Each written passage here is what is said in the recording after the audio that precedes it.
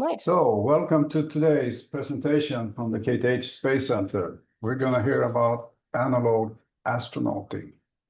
I thought everything was supposed to be digital these days, but now, well, I'm very interested to hear what analog missions are about, and let's hear from Madeleine. Yep. Hi, welcome. Hi. Hi. Ooh. Perfect. Okay. Okay. Please start. Let's run it again. My name is Madeleine. Most of you know me here. Yeah, I was saying that I'm a student at KTH here in third year, and I'm going to be talking about Asclepios, which is a human analog mission. So we can go for it. So here's like a short overview of my presentation today. I'm going to be aiming for like maybe a 20-minute presentation, and then like if you have questions, we can take them at the end. So what analog missions are, my journey at Asclepios, and then at the end maybe what's most important for you or most interesting is how you can also get involved into it. So what is an analog mission? Do you guys have an idea? Anyone? A guess? Yeah? The mission you do on Earth. Yeah, exactly. That's basically it. You're simulating a space mission, but instead of going all the way up to space, you do it on Earth. And there are several reasons to why we do this. First of all, it's less costly, so it's also resource efficient. We don't have to send up a rocket. We don't have to train a bunch of people in like life or death situations. Instead, we do it on Earth, and we just have to transport material to a specific space. It's, let's say, much easier to do it that way. And why would we do it then if we don't actually go all the way up to space?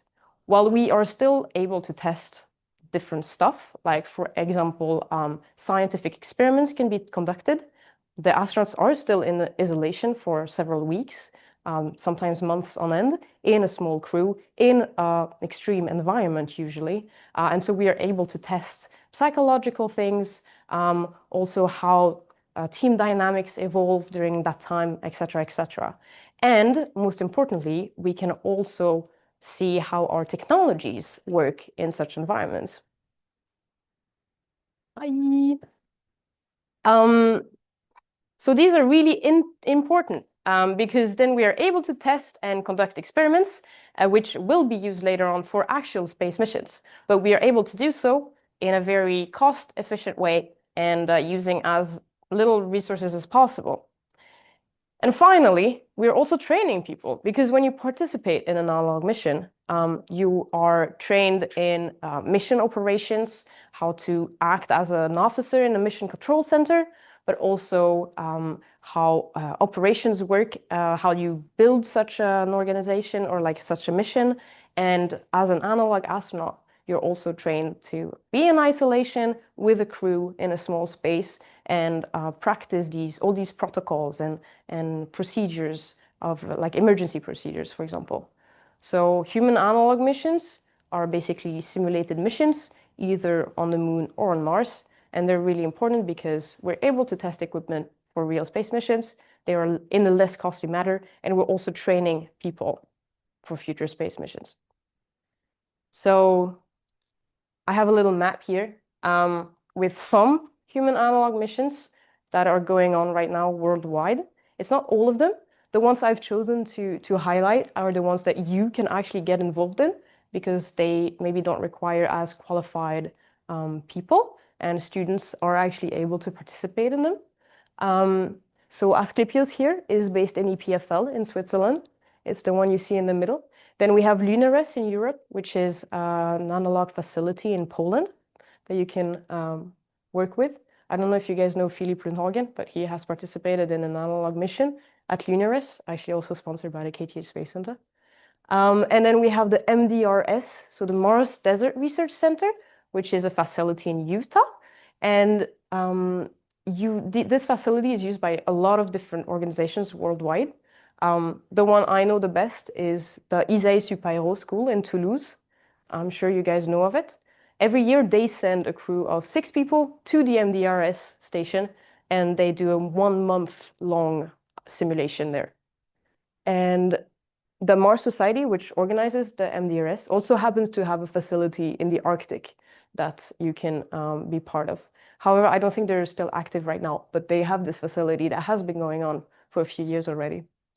And then in Latin America, we have Habitat Marte in Brazil. And in India, I have a friend who has been participating in the human analog mission, the first one actually in India. And also in Australia, you also have one. So these are a couple of examples of the missions going on worldwide that you can get involved in.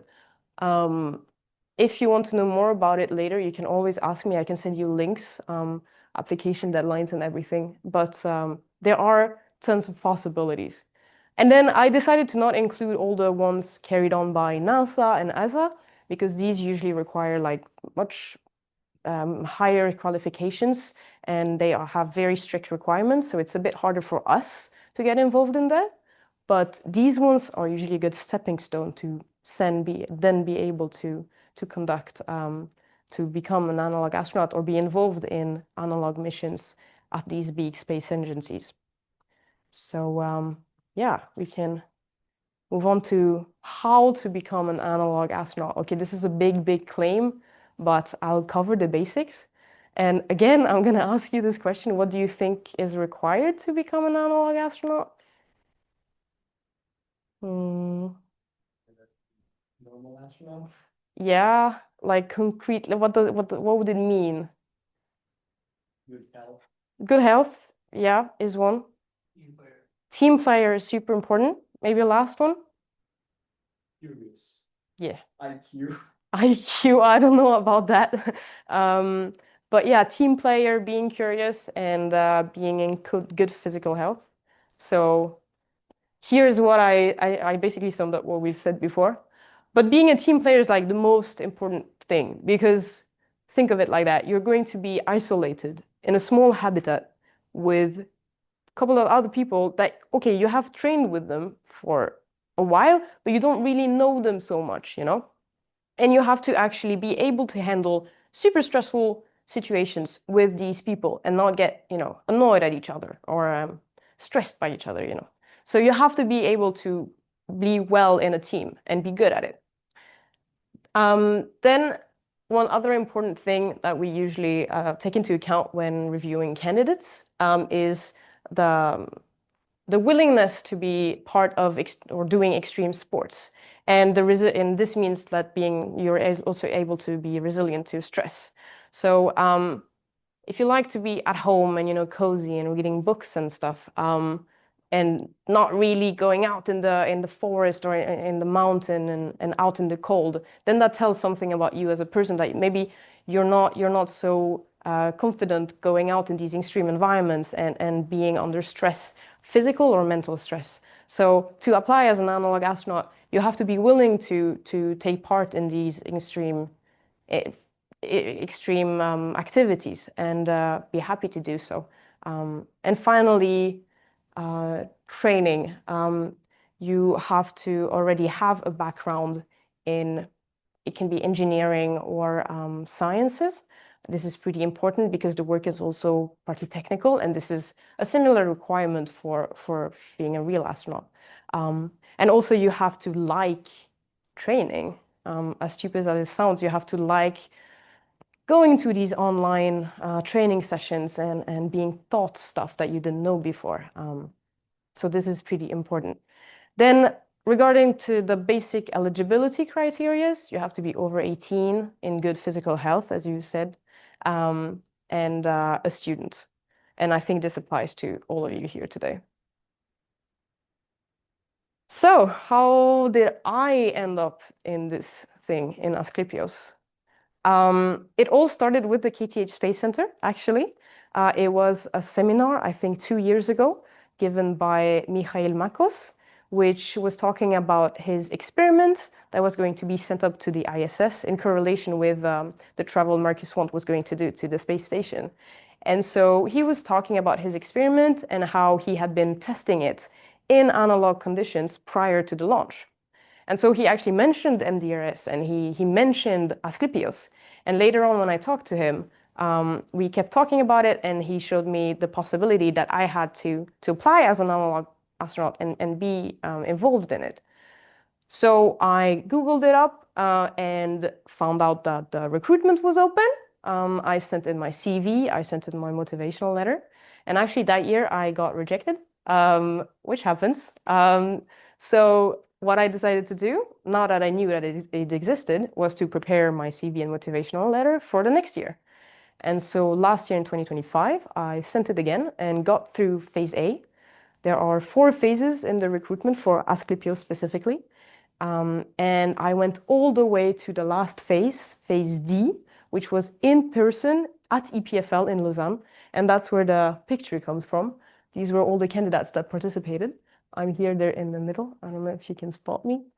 Yeah, so it was 1 weekend in Lausanne, and I'll talk a little bit more about it now. So let's see. This was also a picture taken at phase D. We are currently reviewing candidates for the next mission. The applications opened in February, so I cannot tell you so much about the recruitment process because that would deceive the point and would not be super fun. But yeah, it was in person. I got to meet 25 different candidates from really all over the world. It's a super international organization. And we were put through various physical tests, psychological tests. We were put in teams to see how we coordinated, what the dynamics were. We also had a swimming tests, for example, and they put us into certain circumstances that applied stress, so that they would see how we would react in like stressful situations together, which is basically what you want to test when you're going to be put in a habitat in isolation. And so in July, I got a call by Joseph, the head of HR by then, and he told me I got selected. So me and 10 other candidates are now a crew for the Asclepios VI mission, which is going to happen this summer. And we are actually coming from all over the world. I don't have a picture, I didn't add it, but so I'm from Sweden, I'm also French. And then we have an Australian, we have a girl from India, a guy from America, quite a lot of from Europe, especially Germany, Switzerland, but also Portugal. So it's a very international setting. And that's what makes it so fun with Asclepios as well, is that you get to work in such an international organization and to see how that works and you learn from that. So after being selected, they asked us if we wanted to be part of the Asclepios V mission, which happened last year in the summer, so last summer. So I got trained as a Capcom, which is the only person in the Mission Control Center who is able to contact the astronauts. And yeah, it was located in Airolo in the Italian part of Switzerland. So it's really beautiful, beautiful mountains. And that's when I actually got to meet people from Asclepios after phase D, though. So it was a super, super fun experience because you are in this like mission control center and you are actually participating into something real, you know, as a Capcom. And you meet people who are also interested in space and space operations and space missions. But not only engineers, not only scientists, but also people who study psychology, who study medicine, who study finances, because you need all these people from all these different backgrounds to make up a space mission. And then, oh yeah. They take this into consideration when forming the groups. They do. So yeah, the last crew usually they try to include a diverse background, like you can be like a bit better than another like field, for example, financial, but like they would need a financial person, so they would remove you from the group. Does this happen? So for the Analogue Astronaut crew, you don't really need someone who's good at finances. Yeah, that would make that. Yeah. But so they would usually try to include someone who has a medical background and not too many engineers. So I guess you have slightly higher chance, but first of all, we look at like the team dynamics and how you do like in a group more than your background. That comes like last, I would say. So that was my experience in Switzerland. And then after that, we started our training. So we've had several online trainings so far, everything ranging from spaceflight history to a moon overview to a nutritional training, a medical training, of course. And yeah, these have been carried out online with different people from different teams in the organization. And then we've also had one of the highlights of this autumn was that we had an integration weekend, which was an in-person event in Munich, where we got to meet the rest of the organization actually in person for the first time. And there I got to meet my crew. Okay, I'm gonna get out of Zoom here, but so this is the majority of my crew. 2 people were missing. And we did medical training again, you know, CPR, all the basic stuff that you really need to know. And then a lot of team building, of course, and a navigational training as well. Yeah, and since then, we've been continuing with online trainings, but we've also started our physical preparation. So we have someone who has a background in sports and how to teach sports, but also how to make out workout plans. And so we've been followed up by him, and we have 2 to 3 workouts a week that we have to follow to ensure that we are physically fit for the mission. We've also started having psychological sessions. So we are followed by a psychological officer who is someone who has a background in psychology and is assigned to one Analogue Astronaut. And we have monthly sessions with them to make sure that we're doing okay, the training is going okay, and that we are ready mentally also for the mission, because that's a pretty important part of it. All right, so now I'll move on to the most interesting part for you guys, I think, which is how you can get space exploration experience through Asclepios. And these are the 4 ways you can get involved in the association, actually.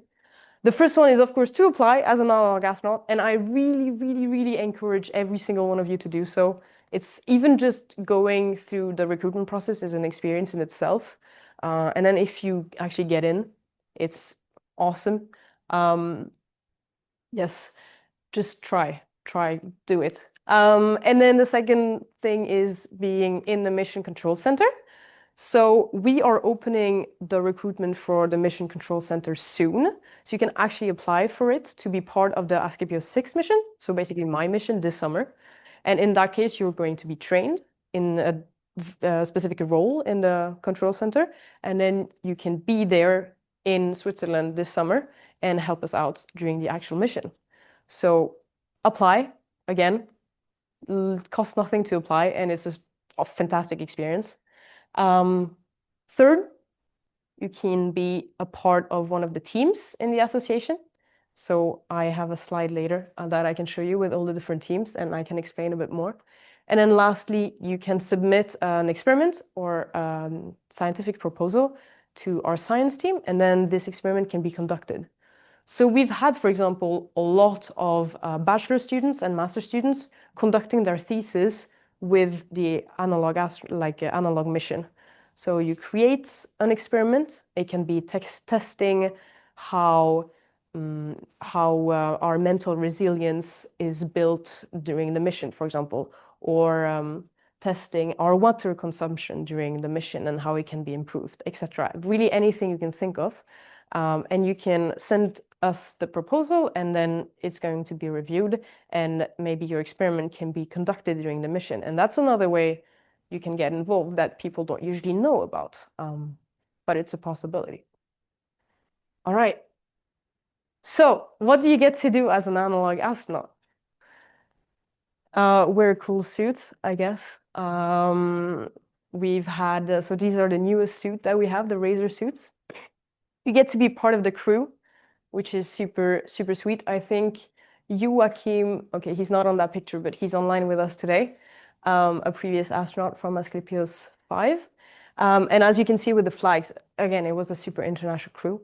And you get to conduct experiments, so you learn how to follow protocols.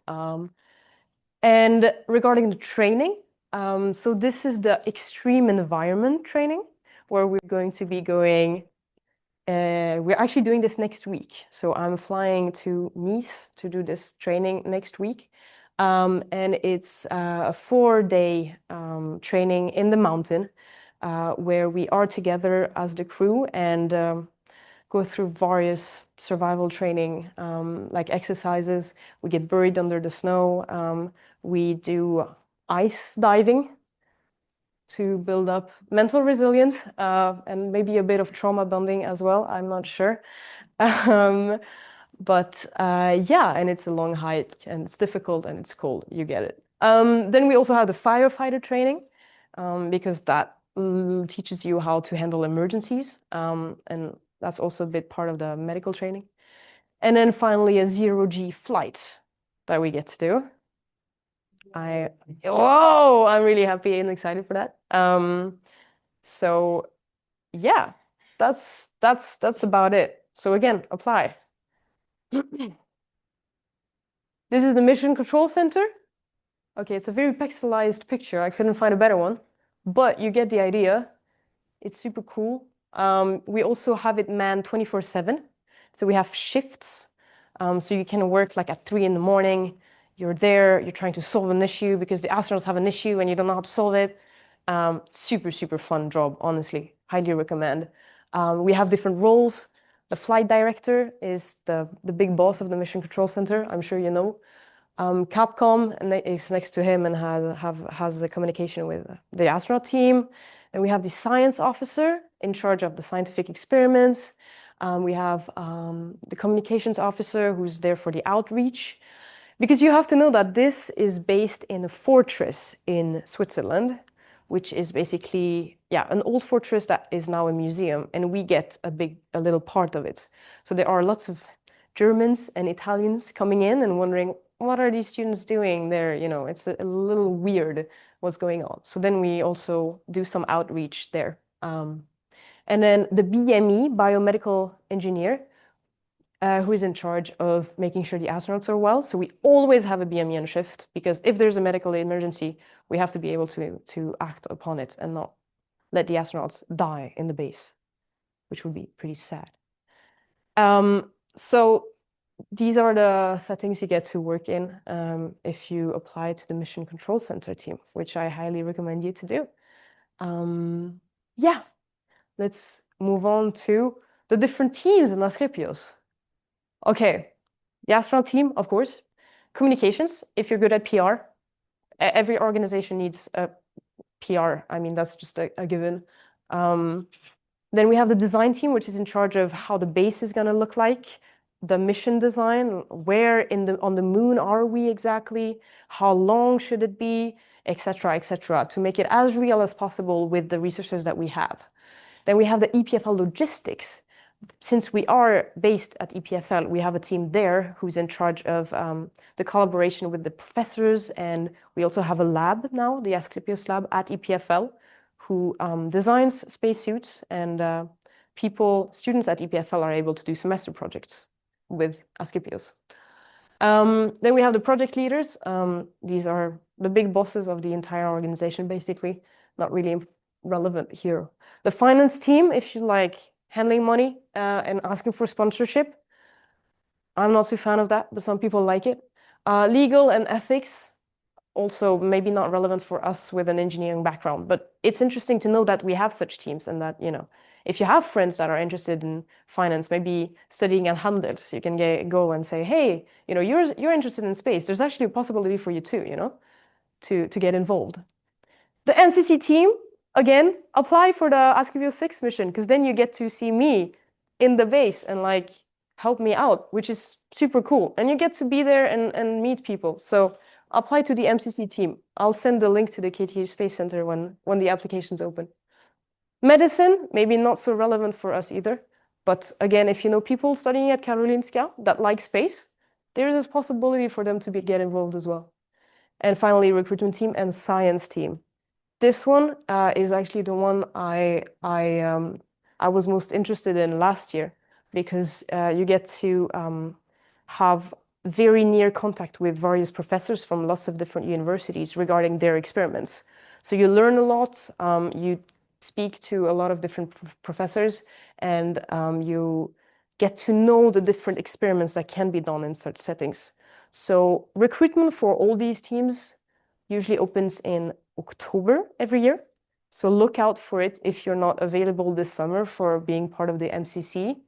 You should look out for it next October. Maybe apply for the next mission. All right, I think that was it for me. We have about 15 minutes left for questions. So the floor is yours now. So repeat the questions from the audience so it can be heard. All right, perfect. I can do that. And I can check if there's something in the chat as well. Okay.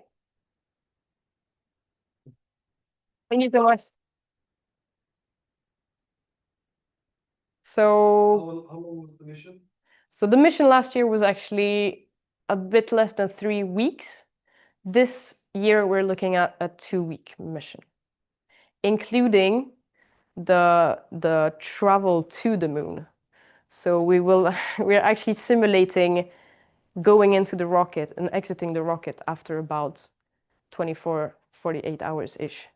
So yes, going there and then going back as well.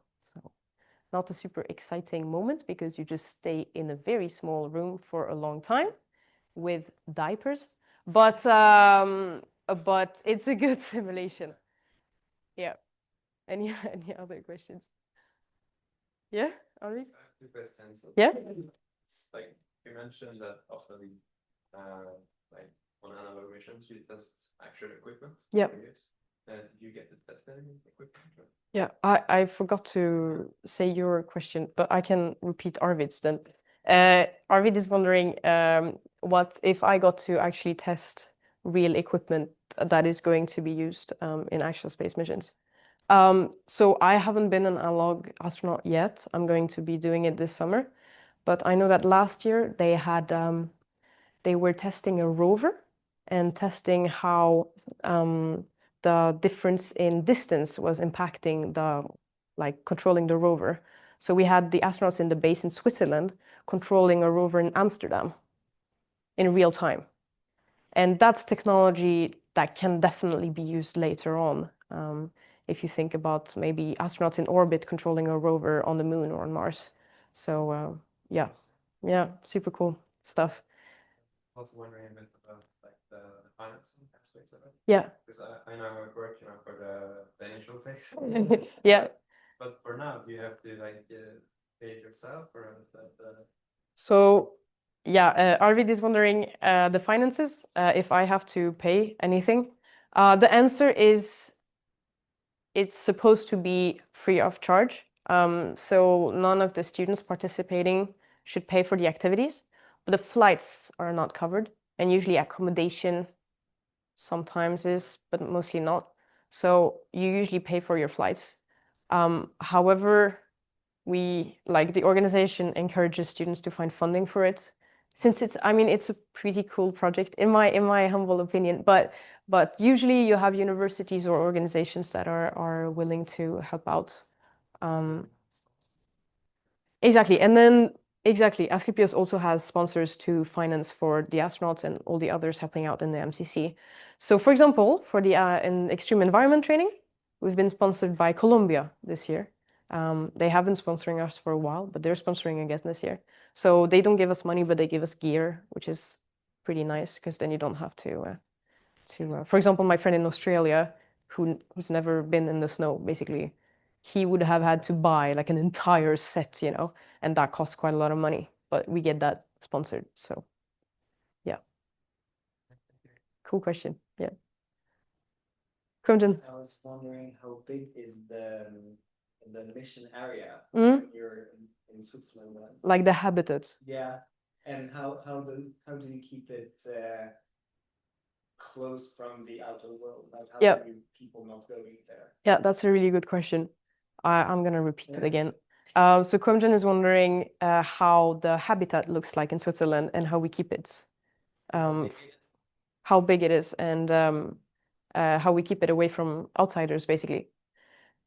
I don't have pictures of it, and yeah, it's not my computer, so I'll have to explain to the best of my ability. So it's a fortress. It's an ancient fortress, and that's why we chose it, because it resembles lunar lava tunnels. It's very humid, it's very cold, it's very dark. And this fortress has different rooms, you know, a bit like bunkers you can think of. And one of these bunkers has been used as a base. So we've been there for 2 years already. How big it is, I don't have the numbers in my head, but think about this room basically with like walls inside. So it's definitely not huge. And we usually accommodate, last year was maximum 9 people, minimum 3, like it ranged from 3 to 9 astronauts in it. And this year we're going to be between 8 to 10 in this space. So it's going to be very crowded, but that's what makes it interesting as well. And just to finish your question, how do people not go inside? Like how do we keep it, how do we keep the simulation true? The astronauts only exit the base during night for EVAs. EVAs are extravehicular activities. Basically, when you put on a spacesuit and you get out of the base and like conduct experiments or explore your environment. So we also simulate those, and we do it only at night so that we ensure that there's a very small likelihood that people would appear there. You know, do not try to see aliens on the moon or anything. Yeah. Experiment is mostly indoor. Mostly indoor, yeah. And then I've seen the picture of you walking outside. exactly, yeah. How big is the field? Yeah, that's true. But those pictures are also a little bit for outreach, and like there's quite a lot of communication. We had, for example, the BBC interviewing us last year. So then they usually take us pictures of the astronauts with spacesuits because it looks fun. Yeah, Nice to hear you. thank you.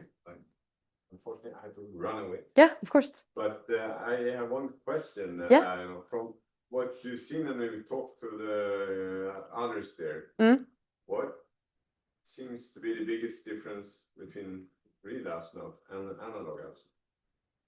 That's a very interesting question. I haven't talked to real astronauts so much. Oh yeah, sorry. So Christer is wondering, based on the people I have talked to at Asclepios, what seems to be the biggest difference between real astronauts and the analog astronauts? And my answer to that would be maybe mindset and maturity. We're students. So it's a very, and like the stakes are really different as well, I would say. So even though it's a simulation, we're trying to make it as realistic as possible. We're still a student organization. We're still between 20 and 30 years old. So you notice a big difference in maturity and mindset towards the mission, I would say, would be my answer. Yeah. Well, good luck. Thank you so much. Yeah. Okay. Oh, how often do you communicate with the Mission Control Center? Okay, that's a good one. It depends. During the night, usually astronauts sleep, they don't communicate. Makes sense. During the day, as the Mission Control Center, we try to disturb them as little as possible, because if you constantly have someone like screaming at you, it's not super nice. But generally per day, several times an hour, because there's always either scientific experiments to be conducted, or we want to check up on them. How is this going? Have you done this? Can you check on your crewmate? Have they done this? Blah, blah, blah. So several times an hour would be the answer. But during the night, of course, no. Yes. Of course. Yes, Bellman. What about food? What about food? They only take off like in Mars. No. Bellman is asking, what about the food? What do we eat there? Bye, Filippa. We actually eat only dehydrated food, because that's what you do in a real mission, and we want to simulate it. So we have a sponsorship with different dehydrated food companies, like the food that you take when you go on a hike. And it was a huge problem last year, because you get really tired very fast of like eating the same dehydrated food all the time. So we had, last year was about maybe 4 to 5 meals that were rotated. Yeah. How well do you simulate the Oh my- environment? Like, for example, if you think about water, they don't have this in abundance when you space. Do you have this as well? Yeah, so we provide the crew with water containers, and that's what they have to deal with. And if no other crew is coming up to resupply, then they have to deal with what they have. So the mission is like carefully planned beforehand to make sure that there are enough resources for everybody. And yeah, but this was also a problem last year, for example, where there was a slight break in simulation because someone had washed the water containers with their shampoo, and that tasted really badly. And so the crew was really mad about it because they had to drink water that tasted like shampoo. And so they were calling us at the Mission Control Center. They were like, "We want new water," and we're like, "Yeah, but we cannot get you water. You're on the moon, you know." And they're like, "Yeah, but this tastes like shit. We really want water." So then at this point, there's like a balance between, okay, when and how are you willing to break the simulation for the comfort of the astronauts? And, you know, also like, okay, this water tastes like shampoo. Is it an issue like medically for them? Like, can they get not food poisoning, but you get it, like, can they get sick of it?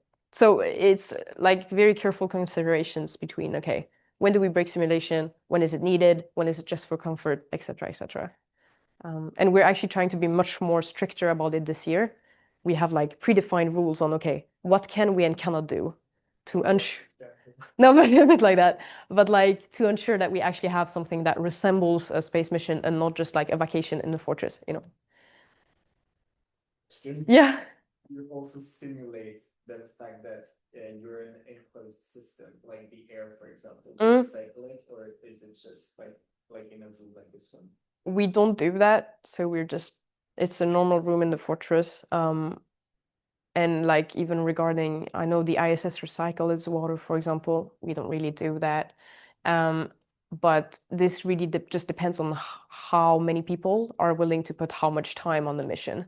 Like if there's a student showing up and saying, "Hey, I want to do my bachelor thesis on recycling air in the habitat," then I mean that's great, and we're gonna use it. But the thing right now is that, you know, you have to do with what you have, and there aren't enough people to build those systems.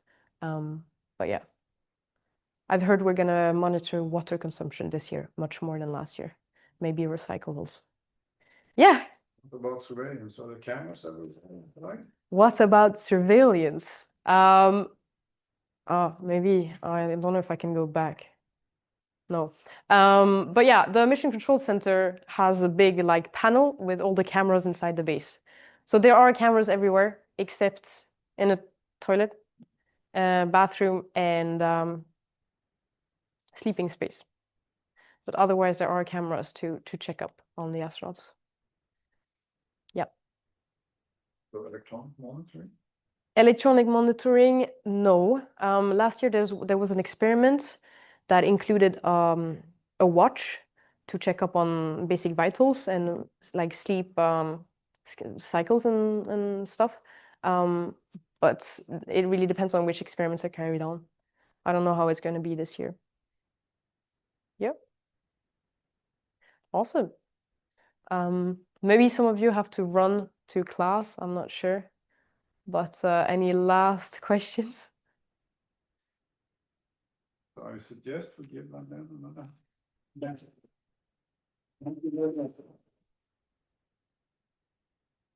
And just final words, talk to me. If you're interested, I'll be more than happy to share some links and stuff and just apply. That'd be awesome. Thank you. Shut down the Zoom.